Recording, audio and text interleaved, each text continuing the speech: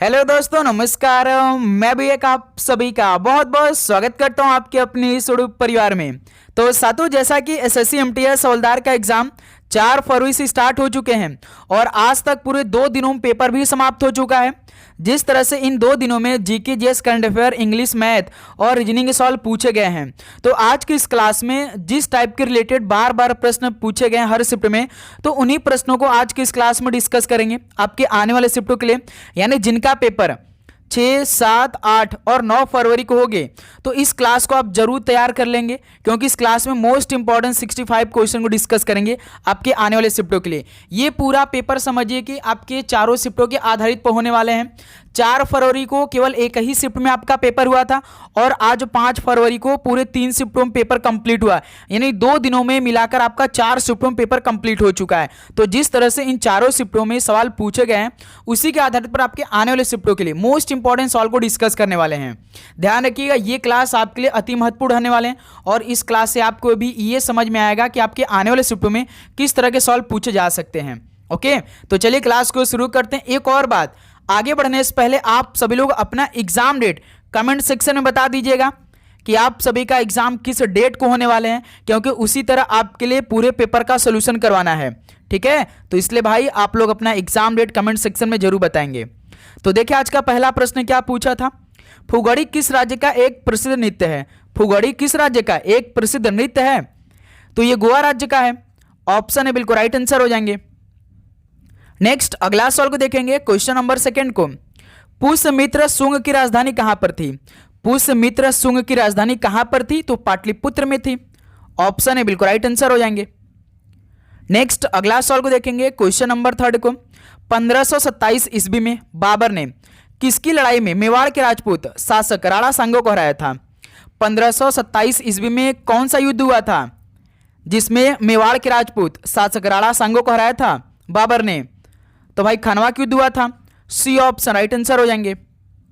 Next अगला सवाल को देखिए, क्वेश्चन नंबर 4 को। काला घोड़ा कला महोत्सव प्रतिवर्ष कहां पर आयोजित किया जाता है?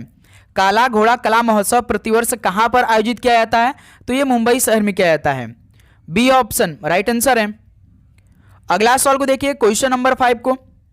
गुंबद के आकार के उस स्मारक को क्या कहा जाता है जिसमें बौद्ध धर्म से संबंधित पवित्र अवशेष समाविष्ट होते हैं? गुंबद के आकार के उस स्मारक को क्या कहा जाता है जिसमें बौद्ध धर्म से संबंधित पवित्र अवशेष समाविष्ट होते हैं? तो उन्हें स्तूप कहते हैं। डी ऑप्शन राइट आंसर है। अगला सवाल को देखिए, क्वेश्चन। तो साथियों, आगे बढ़ने से पहले आप सभी को अपने शिफ्ट में बैठने से पहले ये सिलेक्शन वाले प्रश्न एक बार जरूर पढ़ लेना है भाई। जैसे जीके जीएस का पूरा कंप्लीट रिवीजन आप करके आपको अपने शिफ्ट में जाना है। स्टैटिक जीके यदि आपने पूरा पढ़ लिया और एक एक शिफ्ट में लगभग 20 से 22 क्वेश्चन स्टैटिक जीके रिलेटेड सवाल देखने को मिल रहा है और इंग्लिश का जो इंपॉर्टेंट क्वेश्चन आपके पेपर 25 पूछे आ रहे हैं, इसी पीडीएफ से आपको अच्छी तरीके से मिल जाएगा। और करंट अफेयर के हर शिफ्ट में जो 5 से 6 सवाल देखने को मिल रहा है, तो पूरे 1 साल के जितने भी इंपॉर्टेंट क्वेश्चन बन सकते हैं आपके एसएससी एमटीएस हवलदार एग्जाम के लिए, तो इसमें हमने ऐड कर दिया है। रीजनिंग का ये पूरा कंप्लीट सोल्यूशन देख लीजिए भाई, और मैथ्स का पूरा कंप्लीट सोल्यूशन देख लीजिए विथ डिटेल सोल्यूशन। इसके अलावा आप सभी को पूरे 1000 क्वेश्चन हम दे रहे हैं, ब्रह्मास्त्र सवाल, जो कि जीके, जीएस, करंट अफेयर और इंग्लिश का होने वाले। ये आपको मात्र भाई 50 रुपीज मिल जाएगा। इस नंबर पे आपको मैसेज करके अपने शिफ्ट से पहले इसको आप अपने पास मंगाइए, रिवीजन करके आप अपने पेपर में बैठ जाइए अच्छे से, आप बहुत अच्छा स्कोर कर ले जाएंगे भाई। एक बार जरूर इस पीडीएफ को अपने पास मंगाइए इस नंबर पे मैसेज करके। ठीक है, देखिए क्वेश्चन नंबर 6 है। धनश्री और सुबनश्री ये किस नदी की सहायक नदियां हैं? धनश्री और सुबनश्री किस नदी की सहायक नदियां हैं? तो ये ब्रह्मपुत्र नदी की सहायक नदियां हैं। बी ऑप्शन राइट आंसर है। अगला सवाल को देखिए, क्वेश्चन नंबर 7 को। भारत की जनगणना की मानक परिभाषा के अनुसार सीमांत श्रमिक वह व्यक्ति होता है जो 1 वर्ष में कितने दिन से कम कार्य करता है? भारत की जनगणना की मानक परिभाषा के अनुसार सीमांत श्रमिक वह व्यक्ति होता है जो 1 वर्ष में कितने दिन से कम कार्य करता है? तो याद रखिएगा 183 दिन से कम काम करता है। डी ऑप्शन बिल्कुल राइट आंसर है। नेक्स्ट अगला सवाल को देखिए, question number 8। Border Gavaskar trophy किसके बीच खेली जाती है? बॉर्डर गावस्कर ट्रॉफी किसके बीच खेली जाती है? आप सभी को याद होगा, भारत और ऑस्ट्रेलिया के बीच में क्रिकेट मैच है ये trophy. Border Gavaskar trophy test match होता है इसमें। ठीक है, डी ऑप्शन राइट आंसर हो जाएंगे। नेक्स्ट अगला सवाल को देखिए, क्वेश्चन नंबर 9 को, 1905 में भारतीय राष्ट्रीय कांग्रेस के बनारस अधिवेशन की अध्यक्षता किसने की थी? 1905 में भारतीय राष्ट्रीय कांग्रेस के बनारस अधिवेशन की अध्यक्षता किसने किया था? तो गोपाल कृष्ण गोखले जी ने किया था। सी ऑप्शन राइट आंसर है। नेक्स्ट अगला सवाल को देखिए, क्वेश्चन नंबर 10 को, निम्नलिखित में से किस जल निकाय को महासागर की नर्सरी के रूप में भी जाना जाता है? किस जल निकाय को महासागर की नर्सरी के रूप में जाना जाता है? तो नदमुख को जाना जाता है। सी ऑप्शन राइट आंसर है। ओके, अगला सवाल को देखिए, क्वेश्चन नंबर 11 को, उत्तर दक्षिण राष्ट्रीय राजमार्ग गलियारा भारत के किन दो केंद्र शासित प्रदेशों या राज्यों को जोड़ता है? उत्तर दक्षिण राष्ट्रीय राजमार्ग गलियारा भारत के किन दो केंद्र शासित प्रदेश या राज्यों को जोड़ता है? एक जम्मू कश्मीर और तमिलनाडु को जोड़ता है। सी ऑप्शन बिल्कुल राइट आंसर हो जाएंगे। अगला सवाल को देखिए, क्वेश्चन नंबर 12 को, 19वीं शताब्दी का अगारिया समुदाय निम्नलिखित में से किस उद्योग से जुड़ा था? 19वीं शताब्दी का अगारिया समुदाय किस उद्योग से जुड़ा था? तो ये लोहा उद्योग से जुड़े थे। ऑप्शन ए राइट आंसर हो जाएंगे। अगला सवाल को देखिए, क्वेश्चन नंबर 13 को, अमृत और 20 उपन्यास किसने लिखा था? अमृत और 20 उपन्यास किसने लिखा था? ध्यान रखिएगा, अमृतलाल नागर ने लिखा था। डी ऑप्शन बिल्कुल राइट आंसर हो जाएंगे। अगला सवाल को देखेंगे, क्वेश्चन नंबर 14 को, घावों से अत्यधिक रक्तस्राव किस विटामिन की कमी के कारण हो सकता है? घावों से अत्यधिक रक्तस्राव किस विटामिन की कमी के कारण हो सकता है? तो विटामिन के की कमी के कारण हो सकता है घावों से जो अत्यधिक रक्तस्राव होती है। बी ऑप्शन राइट आंसर है। अगला सवाल को देखिए, क्वेश्चन नंबर 15 को, उस कुचिपुड़ी नृत्य कलाकार, अभिनय और फिल्म निर्माता की पहचान कीजिए जिन्होंने 2022 में 68वें राष्ट्रीय फिल्म पुरस्कार में सर्वश्रेष्ठ कोरियोग्राफी का पुरस्कार जीता। उस कुचिपुड़ी नृत्य कलाकार का नाम बताइए जिन्होंने भाई अभिनय और फिल्म निर्माता की पहचान किया और 2022 में 68वें राष्ट्रीय फिल्म पुरस्कार में सर्वश्रेष्ठ कोरियोग्राफी का पुरस्कार भी जीता। तो वो कौन थे? संध्या राजू थे। सी ऑप्शन राइट आंसर है। अगला सवाल को देखिए, क्वेश्चन नंबर 16 को, तानराज खान निम्नलिखित में से किस घराने से संबंधित है? तानराज खान किस घराने से संबंधित है? तो ये दिल्ली घराने से संबंधित है। ऑप्शन है बिल्कुल राइट आंसर है। अगला सवाल को देखिए, क्वेश्चन नंबर 17 को, आवर्त सारणी के समूह 17 के तत्वों को किस रूप में जाना जाता है? आवर्त सारणी के समूह 17 के तत्वों को किस रूप में जाना जाता है? तो हैलोजनों के रूप में जाना जाता है। सी ऑप्शन बिल्कुल राइट आंसर हो जाएंगे। नेक्स्ट अगला सवाल को देखिए, क्वेश्चन नंबर 18 क्या पूछा था? देवधर ट्रॉफी किसके लिए दी जाती है? यानी देवधर ट्रॉफी ये किस खेल से संबंधित है? यानी किस खेल में दी जाती है देवधर ट्रॉफी को? तो क्रिकेट में दी जाती है। ऑप्शन बी राइट आंसर हो जाएंगे। अगला सवाल को देखिए, क्वेश्चन नंबर 19 को, वित्त आयोग यानी फाइनेंस कमीशन में अध्यक्ष के अतिरिक्त अन्य कितने सदस्य होते हैं? फाइनेंस कमीशन में अध्यक्ष के अतिरिक्त अन्य कितने सदस्य होते हैं? तो टोटल 4 सदस्य होते हैं। सी ऑप्शन राइट आंसर हो जाएंगे। अगला सवाल को देखिए, क्वेश्चन नंबर 20 को, निम्नलिखित में से किसने 16 से 11 ईस्वी में मुगल बादशाह जहांगीर से विवाह किया और नूरजहां की उपाधि प्राप्त की? बताइए, किसने 16 से 11 ईस्वी में मुगल बादशाह जहांगीर से विवाह किया और नूरजहां की उपाधि भी प्राप्त की? वो कौन थी? तो मेहरुन्निसा थी। सी ऑप्शन बिल्कुल राइट आंसर है। ओके, चलिए अगला सवाल को देखिए, क्वेश्चन नंबर 21 को, the best mistake of my life किस भारतीय अभिनेता की आत्मकथा है? The best mistake of my life ये किस भारतीय अभिनेता की आत्मकथा है? तो ये संजय खान की है। डी ऑप्शन राइट आंसर है। ठीक है, अगला सवाल को देखिए, क्वेश्चन नंबर 22 को, निम्नलिखित में से किस विकल्प में भारत की फसल ऋतुओं का समूह शामिल है? बताइए, भारत की फसल ऋतुओं का सही समूह कौन शामिल है? इनमें कौन सा ऑप्शन? जैसे रबी है, ठीक है, खरीफ है, ठीक है, जायद है, यानी यही सी ऑप्शन आपका बिल्कुल परफेक्ट आंसर है। ठीक है, अगला सवाल को देखिए, क्वेश्चन नंबर 23 को, भांगड़ा और गिद्दा नृत्य शैलियाँ किस भारतीय राज्य से संबंधित है? भांगड़ा और गिद्दा नृत्य शैलियाँ किस भारतीय राज्य से संबंधित है? तो ये पंजाब से संबंधित है भाई। बी ऑप्शन बिल्कुल राइट आंसर हो जाएंगे। अगला सवाल को देखिए, क्वेश्चन नंबर 24, संविधान सभा में उद्देश्य प्रस्ताव किसने प्रस्तुत किया था? संविधान सभा में उद्देश्य प्रस्ताव किसने प्रस्तुत किया था? तो जवाहरलाल नेहरू जी ने प्रस्तुत किया था। सी ऑप्शन राइट आंसर हो जाएंगे। अगला सवाल को देखिए क्वेश्चन नंबर 25 को, निम्नलिखित में से कौन सा स्वतंत्रता सेनानी न्यू लैंप फॉर ओल्ड नामक 9 लेखों की श्रृंखला से संबंधित है? कौन सा स्वतंत्रता सेनानी न्यू लैंप फॉर ओल्ड नामक 9 लेखों की श्रृंखला से संबंधित था? तो भाई अरबिंदो घोष थे। सी ऑप्शन राइट आंसर है।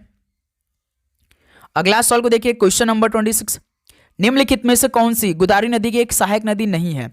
कौन सी गोदावरी नदी की एक सहायक नदी नहीं है? तो भाई कामेंग है। ऑप्शन है बिल्कुल राइट आंसर है। अगला सवाल को देखिए क्वेश्चन नंबर 27, राजा और राधा रेड्डी को किस नृत्य शैली को नया आयाम देने के लिए वर्ष 2000 में पद्म भूषण से सम्मानित किया गया था? राजा और राधा रेड्डी को किस नृत्य शैली को नया आयाम देने के लिए वर्ष 2000 में पद्म भूषण से सम्मानित किया गया था? तो भाई कुचिपुड़ी के लिए दिया गया था। डी ऑप्शन बिल्कुल राइट आंसर है। तो साथियों आप चैनल को सब्सक्राइब कर लेंगे और एग्जाम डेट भी कमेंट सेक्शन बता दीजिएंगे। चैनल को सब्सक्राइब करेंगे तो नोटिफिकेशन को ऑन कर लेंगे, क्योंकि आपके पूरे एग्जाम तक क्लास चलेगी। तो क्लास जैसे अपलोड होगी तो पहला नोटिफिकेशन आप सभी के पास जाना चाहिए। 2 पादप कोशिकाओं के बीच भित्ति से होकर गुजरने वाली टनल को क्या कहा जाता है? भाई एक एक 2 सवाल साइंस के भी पूछे जा रहे हैं हर शिफ्ट में, ठीक है। 2 पादप कोशिकाओं के बीच भित्ति से होकर गुजरने वाली टनल को क्या कहते हैं? तो भाई जीव द्रव्य तंतु बोलते हैं। सी ऑप्शन बिल्कुल राइट आंसर हो जाएंगे। नेक्स्ट अगला सवाल को देखिए क्वेश्चन नंबर 29 को, अकबर द्वारा बनवाई गई इमारत बुलंद दरवाजा भारत में निम्नलिखित में से किस स्थान में बनवाया गया था? अकबर द्वारा बनवाई गई इमारत बुलंद दरवाजा भारत में किस स्थान पर बनवाया गया था? तो इसे बनवाया गया था फतेहपुर सिकरी में। डी ऑप्शन बिल्कुल राइट आंसर है। नेक्स्ट अगला सवाल को देखिए क्वेश्चन नंबर 30 को, भारतीय संविधान के अनुच्छेद 51A के अनुसार भारत की संप्रभुता, एकता और किसको बनाए रखना, उसकी रक्षा करना प्रत्येक नागरिक का मौलिक कर्तव्य है। भारतीय संविधान के अनुसार भारतीय संविधान के अनुच्छेद 51A के अनुसार भारत की संप्रभुता, एकता और अखंडता को बनाए रखना और उसकी रक्षा करना प्रत्येक नागरिक क्या है, एक मौलिक कर्तव्य है। तो ऑप्शन बिल्कुल राइट आंसर है, ठीक है। अगला सवाल को देखिए क्वेश्चन नंबर 31 को, 2011 की जनगणना के अनुसार निम्नलिखित में से किस केंद्र शासित में ग्रामीण आबादी का प्रतिशत सबसे अधिक है? जनगणना 2011 के अनुसार किस केंद्र शासित में ग्रामीण आबादी का प्रतिशत सबसे अधिक पर था? तो पुदुचेरी का है। डी ऑप्शन बिल्कुल राइट आंसर है। चलिए अगला सवाल को देखिए क्वेश्चन नंबर 32, निम्नलिखित में से किस दिन राष्ट्रीय एकीकरण दिवस मनाया जाता है? यानी नेशनल इंटीग्रेशन डे कब मनाया जाता है, किस तारीख को मनाया जाता है? तो 19 नवंबर को। ऑप्शन बी राइट आंसर है। अगला सवाल को देखिए क्वेश्चन नंबर 33 को, उड़ीसी नर्तक या नृत्यांगना किसको नृत्य श्रेणी में संगीत नाटक अकादमी पुरस्कार 2022 से सम्मानित किया गया था? उड़ीसी नर्तक या नृत्यांगना जिन्हें भाई 2022 में संगीत नाटक अकादमी पुरस्कार से सम्मानित किया गया था वो कौन थे? तो निरंजन राउत थे। डी ऑप्शन बिल्कुल राइट आंसर है। अगला सवाल को देखिए क्वेश्चन नंबर 34, भारत में एक अध्ययन द्वारा प्रलेखित शिक्षा के किस स्तर पर अधिकांश जनसंख्या बेरोजगार है? भारत में एक अध्ययन द्वारा प्रलेखित शिक्षा के किस स्तर पर अधिकांश जो जनसंख्या है वो बेरोजगार है भाई? तो स्नातक और स्नातकोत्तर के लोग। डी ऑप्शन बिल्कुल राइट आंसर है। ओके अगला सवाल को देखिए क्वेश्चन नंबर 35 को, निम्नलिखित में से कौन भारतीय राष्ट्रीय कांग्रेस के पहले अध्यक्ष थे? भारतीय राष्ट्रीय कांग्रेस के पहले अध्यक्ष की बात करते हैं तो बोयमेश चंद्र बनर्जी जी थे। सी ऑप्शन बिल्कुल राइट आंसर हो जाएंगे। ओके अगला सवाल को देखिए क्वेश्चन नंबर 36, कोयम्बटूर जो कि किस राज्य में स्थित है? सूती कपड़ा उद्योग के लिए प्रसिद्ध है। कोयम्बटूर किस राज्य में स्थित है? सूती कपड़ा उद्योग के लिए प्रसिद्ध है। तो ये तमिलनाडु राज्य में स्थित है। ऑप्शन ए राइट आंसर हो जाएंगे, ठीक है।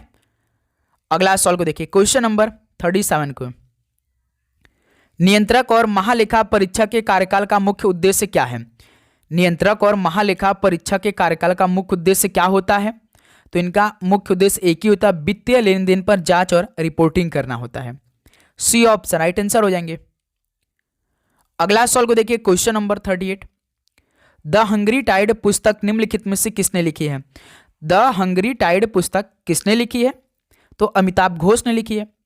डी ऑप्शन राइट आंसर है। अगला सवाल को देखिए क्वेश्चन नंबर 39 को, हम्पी उत्सव एक रंगीन सांस्कृतिक उत्सव है जो निम्नलिखित में से किस साम्राज्य के लोकाचार और भव्यता को प्रतिबिंबित करता है। हम्पी उत्सव एक रंगीन सांस्कृतिक उत्सव है जो कि किस साम्राज्य के लोकाचार और भव्यता को प्रतिबिंबित करता है? बताएंगे आप सभी। तो ध्यान रखिए ये विजयनगर की है। सी ऑप्शन राइट आंसर है। अगला सवाल को देखिए क्वेश्चन नंबर 40 को। भारत की जनगणना 2011 के अनुसार निम्नलिखित में से किस राज्य में ग्रामीण जनसंख्या का प्रतिशत सबसे अधिक है? भारत की जनगणना 2011 के अनुसार किस राज्य में ग्रामीण जनसंख्या का प्रतिशत सबसे अधिक पर है? तो बिहार राज्य का है। ऑप्शन बिल्कुल राइट आंसर है। अगला सवाल को देखिए क्वेश्चन नंबर 41 को। निम्नलिखित में से कौन सा राज्य या केंद्र शासित प्रदेश भारत के अपर्याप्त वर्षा वाले क्षेत्रों में शामिल है? कौन सा राज्य या केंद्र शासित प्रदेश भारत के अपर्याप्त वर्षा वाले क्षेत्र में शामिल है? तो भाई लद्दाख है। इसमें अधिक बारिश होती नहीं भाई, तो बी ऑप्शन इस सवाल का राइट आंसर बनेंगे। अगला सवाल को देखिए क्वेश्चन नंबर 42 को। डोलू कुनीथा मुख्य रूप से निम्नलिखित में से किस भारतीय राज्य का लोक नृत्य है? डोलू कुनीथा मुख्य रूप से किस भारतीय राज्य का यह लोक नृत्य है? तो यह कर्नाटक राज्य का है। ऑप्शन है बिल्कुल राइट आंसर है। अगला सवाल को देखिए क्वेश्चन नंबर 43। सोलंकी शासकों द्वारा बनवाया गया दिलवाड़ा का प्रसिद्ध जैन मंदिर कहाँ स्थित है? सोलंकी शासकों द्वारा बनवाया गया दिलवाड़ा का प्रसिद्ध जैन मंदिर ये कहाँ पर स्थित है? तो ये माउंट आबू में स्थित है। ऑप्शन बी राइट आंसर है। अगला सवाल को देखिए क्वेश्चन नंबर 44। निम्नलिखित में से कौन से आणविक यौगिक है? आणविक यौगिक इनमें से कौन सा है? CO2 कार्बन डाइऑक्साइड एक आणविक यौगिक है, तो बी ऑप्शन राइट आंसर हो जाएंगे। अगला सवाल को देखिए क्वेश्चन नंबर 45 को। सरकार का संसदीय स्वरूप भारतीय संविधान में दी गई एक प्रमुख विशेषता है और इसके प्रावधानों का भाग 5 अध्याय सेकंड के किस अनुच्छेद तक विस्तृत विवरण दिया गया है? सरकार का संसदीय स्वरूप भारतीय संविधान में दी गई एक प्रमुख विशेषता है और इसके प्रावधानों का भाग 5 अध्याय सेकंड किस अनुच्छेद के तक विस्तृत विवरण दिया गया है? तो अनुच्छेद 79 से 122 तक विस्तृत विवरण दिया गया है। ऑप्शन बिल्कुल राइट आंसर है। अगला सवाल को देखिए क्वेश्चन नंबर 46 को। निम्नलिखित में से कौन गौड़ साम्राज्य का एक प्रसिद्ध शासक था?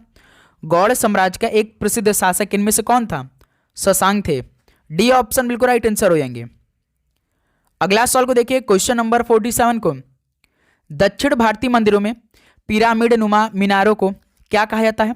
दक्षिण भारतीय मंदिरों में जो पिरामिड नुमा मीनार हो इनको क्या कहा जाता है? तो इसे विमान बोलते हैं। ऑप्शन राइट आंसर है।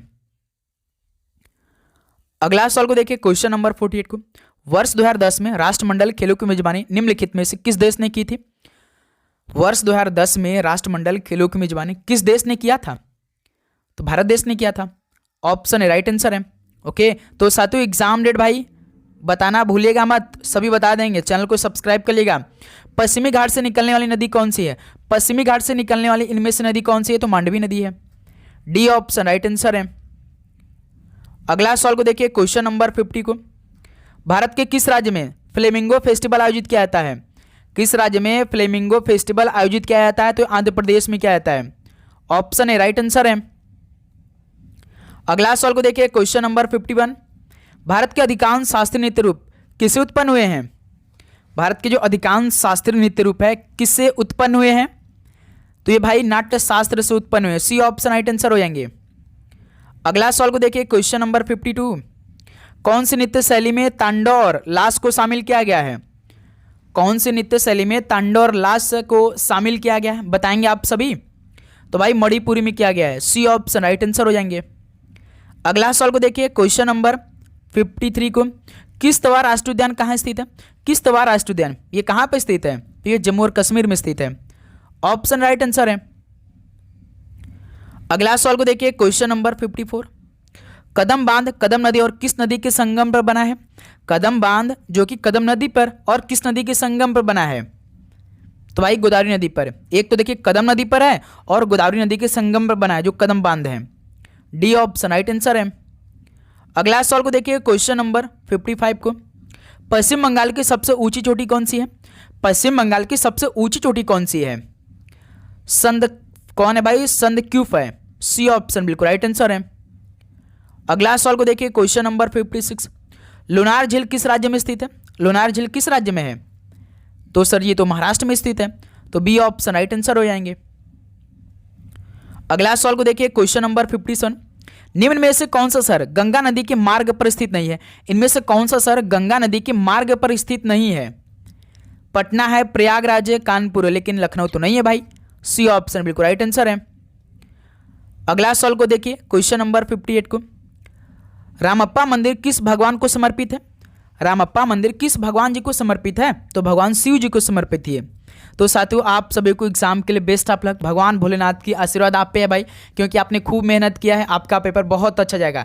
बस आप अपना डॉक्यूमेंट, आधार कार्ड जैसे कि एडमिट कार्ड, 2 फोटो और ब्लैक एंड व्हाइट पेन, ये 4 डॉक्यूमेंट अपने पास रख के एग्जाम देने अच्छे से रिलैक्स में जाइए भाई। एग्जाम से पहले जाना है भाई, ऐसा नहीं कि आपका एग्जाम 4:30 का है तो आप पहुंच रहे हैं 4 बजे, नहीं भाई, कम से कम आपको 1 से 2 घंटे पहले अपने सेंटर पहुंचना है। टी बोर्ड ऑफ इंडिया का मुख्यालय कहाँ स्थित है? टी बोर्ड ऑफ इंडिया का मुख्यालय कहाँ पर स्थित है? तो ये कोलकाता शहर में स्थित है। सी ऑप्शन राइट आंसर है। अगला सवाल को देखिए, क्वेश्चन नंबर 60, प्राग किसकी राजधानी है? प्राग किसकी राजधानी है? तो ये चेक गणराज्य की राजधानी है प्राग। सी ऑप्शन राइट आंसर है। अगला सवाल को देखिए, क्वेश्चन नंबर 61, कौन सी एक स्वतंत्र भारतीय उपग्रह आधारित स्थापना प्रणाली है? कौन सी एक स्वतंत्र भारतीय उपग्रह आधारित स्थापना प्रणाली है? तो भाई नैबिक है, NABIC यानी नैबिक, ऑप्शन राइट आंसर है। अगला सवाल को देखिए 62 को, भारत में ग्रामीण रोजगार सृजन कार्यक्रम किस वर्ष शुरू किया गया था? भारत में ग्रामीण रोजगार सृजन कार्यक्रम किस वर्ष शुरू किया गया था? तो 1995 में शुरू किया गया। ऑप्शन बी राइट आंसर हो जाएंगे। अगला सवाल को देखिए, क्वेश्चन नंबर 63 को, जुआरी मुहाने के प्रवेश द्वार पर कौन सा बंदरगाह स्थित है? जुआरी मुहाने के प्रवेश द्वार पर कौन सा बंदरगाह स्थित है? तो भाई मोरमुगांव बंदरगाह स्थित है। डी ऑप्शन राइट आंसर है। अगला सवाल देखिए 64, बोमडिला दर्रा किस राज्य में स्थित है? बोमडिला दर्रा किस राज्य में है? अरुणाचल प्रदेश में है। ऑप्शन राइट आंसर है। चलिए लास्ट क्वेश्चन आज की इस क्लास का देखेंगे, एकमात्र भारतीय राज्य कौन सी है जिसकी सीमा सिक्किम से जुड़ी हुई है? एकमात्र ऐसी भारतीय राज्य कौन सी जिसकी सीमा सिक्किम से लगी हुई है? तो पश्चिम बंगाल है। सी ऑप्शन राइट आंसर है। तो साथियों ये टोटल 65 क्वेश्चन आपके आने वाले शिफ्टों के लिए कंप्लीट हो चुके हैं। तो बताइए साथी कि आप सभी का इन 65 क्वेश्चन में से कितना स्कोर रहा? तो उम्मीद करूंगा आप पूरे भाई 65 के 65 क्वेश्चन तैयार कर लिए होंगे। तो बताइए साथी, किसी प्रकार का आप सभी को डाउट है अभी तक? यदि भाई आपको किसी भी प्रकार का डाउट हो तो कमेंट सेक्शन में आप जरूर बताइएगा। डाउट लेकर आप बिल्कुल भी नहीं चलेंगे, ओके। और आपका एग्जाम किस डेट को होने वाला है ये भी कमेंट सेक्शन में भाई जरूर बता दीजिएगा, ओके। क्योंकि भाई उसी तरह आपके लिए हमें क्लास प्रोवाइड करनी, और अपने दोस्तों में इस सेशन को शेयर भी करिएगा भाई आप सभी लोग, ठीक है। तो चलिए इस क्लास को यहीं पे समाप्त कर लेते हैं। मिलते हैं साथी एक और नए क्लास के साथ कल सुबह आपके पेपर के लिए, ठीक है। तो सभी को जय हिंद, जय भारत, पढ़ाई करते रहिए, ऑल द वेरी बेस्ट, धन्यवाद।